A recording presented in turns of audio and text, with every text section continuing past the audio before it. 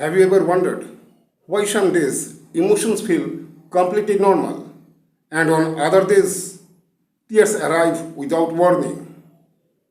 This isn't weakness, it isn't overreaction, it is biology, specifically endocrinology, the science of hormones shaping brain chemistry. Today, we explore how hormonal fluctuations influence emotional regulation in women. Hormones are signaling molecules released by endocrine glands such as the ovaries, thyroid, adrenal glands, and pituitary gland. They travel through the bloodstream and directly affect the brain.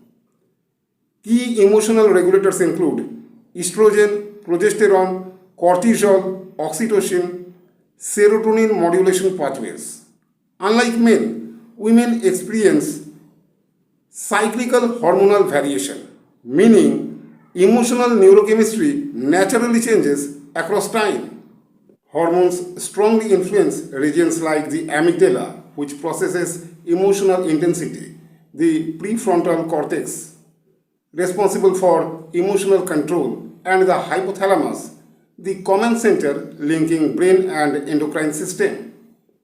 When estrogen rises, serotonin activity often improves, mood stabilizes.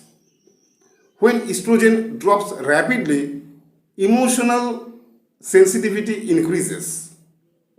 Tears can become more accessible because emotional thresholds temporarily shift.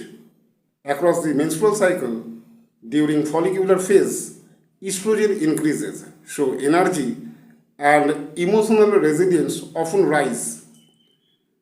During ovulation, peak estrogen may enhance social bonding and emotional awareness.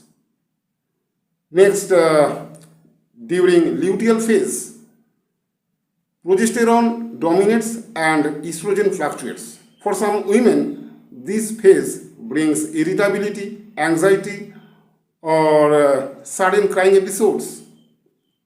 This phenomenon is linked to premenstrual syndrome, or in stronger cases, premenstrual dysphoric disorder. Crying itself has physiological functions. Emotional tears may reduce cortisol levels, activate parasympathetic relaxation, and help restore emotional equilibrium. In other words, crying can act as a biological reset mechanism, not a malfunction.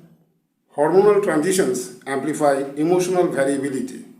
Puberty, pregnancy, postpartum period, perimenopause, menopause, these are different life stages. And during these stages, endocrine signaling reorganizes rapidly, affecting neurotransmitters tied to mood and emotional processing. Society often labels emotional expression as irrational, but neuroscience shows something different. Women's emotional responsiveness reflects dynamic neuroendocrine regulation, not emotional instability. Hormones do not create emotions, they modulate emotional sensitivity. While hormonal crying is normal, persistent symptoms may require medical attention if accompanied by severe mood changes, loss of daily functioning, prolonged depression, extreme anxiety. Consulting healthcare professionals ensures hormonal health and mental well-being remain aligned. So the next time tears appear unexpectedly, remember, behind emotion lies chemistry. Behind chemistry lies biology. And understanding that biology replaces judgment with empathy. Because sometimes the body isn't losing control. It's simply speaking the language of hormones.